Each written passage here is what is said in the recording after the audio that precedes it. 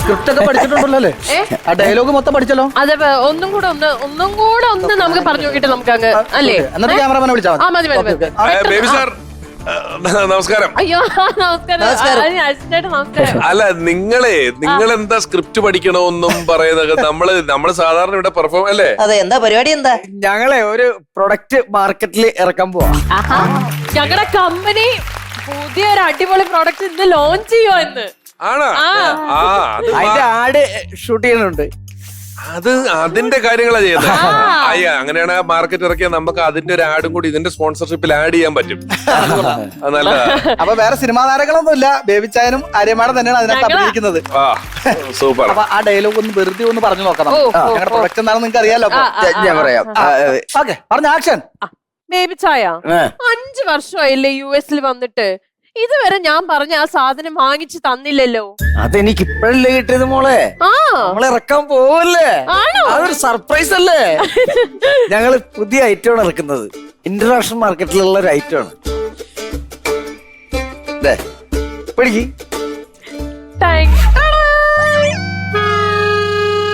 1 gram ഐസിൽ പൊതിഞ്ഞ ഉണക്കമീൻ. നിങ്ങൾ പറഞ്ഞാൽ ശരിയാവൂല. ഇത് ശരിക്കും പറഞ്ഞ സ്റ്റാൻഡേർഡ് ഉള്ള ഒരാള് പറയണം. അതെന്താ അമ്മച്ചി പറ. ഞാൻ പറഞ്ഞോളാം.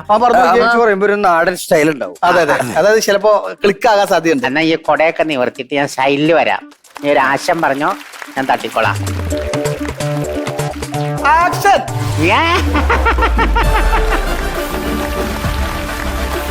വയറ് പൊട്ടാത്ത, ഷവിലിന്റെ പാടുകൊള്ളാത്ത 1 ഗ്രാം ഐസിൽ പൊതിഞ്ഞ നല്ല ഒന്നാന്തരം ഉണക്കമീൻ. എപ്പോഴും ഒരു മണത്തൂക്കം മുന്നിൽ, വിശ്വസിക്കാവുന്ന ഗുണം, ശ്വസിക്കാവുന്ന മണം.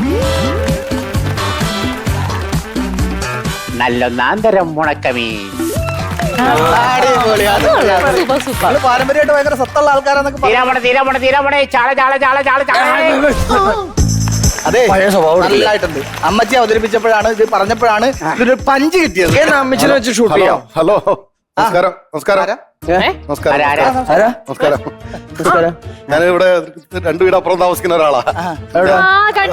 മുതലാളി കാരണമാണ് ഞാൻ കാണാറുണ്ട്. നമസ്കാരം. എന്താണ്? ഞാനൊരു ആടിനെ കുറിച്ച് പറയാൻ വേണ്ടി വന്നാ. എന്താ ഇത്? നിങ്ങളുടെ ബ്രാൻഡ് ഇറങ്ങി. എന്താ ബേബി ആൻഡ് ആര്യ ഉണക്കമീൻ ബ്രാൻഡ് ഇറങ്ങിയില്ല. ആട് കണ്ട ആള് വന്നു തുടങ്ങി.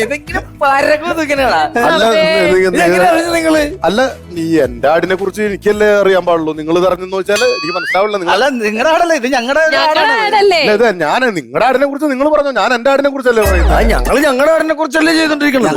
മുതലാളി മുതലാളിയുടെ ആടിനെ കുറിച്ച് പറഞ്ഞോ, എനിക്ക് എന്റെ ആടിനെ കുറിച്ച് പറയാനുള്ള. ഞങ്ങളുടെ ആടിനെ ഷൂട്ട് ചെയ്തു. നിങ്ങളുടെ ആടിനെ നിങ്ങൾ ഷൂട്ട് ചെയ്ത്, എന്റെ ആടിനെ ഷൂട്ട് ചെയ്ത് നിങ്ങളോട് ആരാ പറഞ്ഞത്? എന്റെ ആടിനെ ഷൂട്ട് ചെയ്ത് നിങ്ങളോട് ആരാ പറഞ്ഞത്? നിങ്ങളുടെ ആടിനെ ആര് ഷൂട്ട് ചെയ്തു?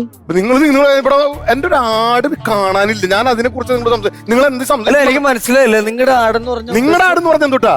ഞങ്ങളുടെ ആടെന്ന് പറഞ്ഞ പരസ്യം. എന്ത് പരസ്യോ? ഉണക്കമിന്റെ പരസ്യം. പരസ്യം. ഞാൻ പരസ്യത്തിന്റെ ആടിനെ പറ്റിയല്ല പറഞ്ഞേ. പിന്നെ ഏതാടാ? എന്റെ വീട്ടിൽ എന്റെ ഭാര്യ, എനിക്ക് 5 മക്കളും ഉണ്ട്. 5 ആടും.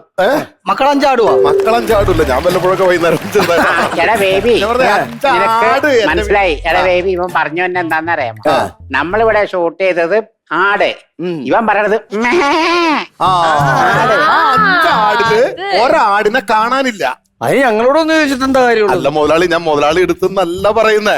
അപ്പൊ ഞാൻ ഇവിടെ പണി കഴിഞ്ഞ് വന്നപ്പോ നോക്കി കഴിഞ്ഞപ്പോ 4 ആടുള്ളൂ. അപ്പൊ ഇവിടെ ആൾക്കാർ പറഞ്ഞു അവിടെ അപ്പുറത്തേക്ക്, അവര് പുറത്ത് പേര് പറയില്ല എന്ന് പറഞ്ഞു. ഹലോ മിസ്റ്റർ അയലോക്കം, ഈ ആട് ചിലപ്പോ കെട്ടഴിഞ്ഞു പോയതായിരിക്കും. അതെ, ഇതൊരു ഷൂട്ടിംഗ് ഫ്ലോർ ആണ്. ഇവിടെ പുല്ലില്ല, ഒന്നുമില്ല. ആട് ഇങ്ങോട്ട് വരില്ലല്ലോ. അല്ല, അങ്ങനെയല്ല ഉദ്ദേശിച്ച. അപ്പൊ അവിടെ ഗേറ്റിന്റെ പുറത്ത് നടന്ന 2 ആൾക്കാർ പറഞ്ഞേ ഇവിടേക്ക് വരുന്നതായി കണ്ടു എന്ന് അവർ പറഞ്ഞതുകൊണ്ട് മാത്രം.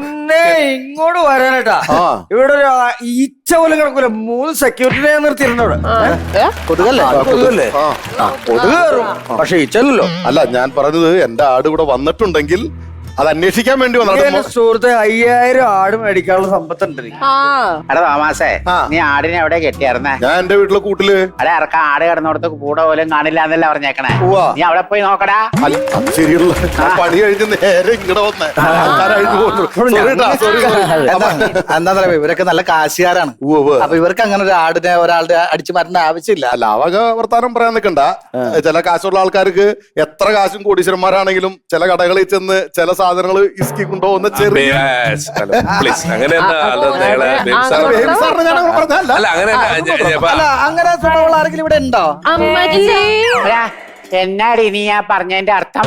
നീ അല്ലെങ്കിലും അതെ, നിന്റെ അപ്പൂപ്പൻ ആട് കച്ചേക്കണ ഒരു കഥയുണ്ട്, അതെന്നോട് പറയിപ്പിക്കണ്ട. അതെ അതെ അതെ അമ്മച്ചി, അപ്പൊ ഞാൻ ഒരു കണ്ടോട്ടെ, നിങ്ങൾ നിങ്ങളുടെ ആടായിട്ട് മുന്നോട്ട് പോകും, ഞാൻ എന്റെ ആടിനെ അന്വേഷിച്ച് ഞാൻ പിന്നോട്ട് പോക്കോളാം. കിട്ടുവാണെങ്കിൽ ഒന്ന് അറിയിക്കണം.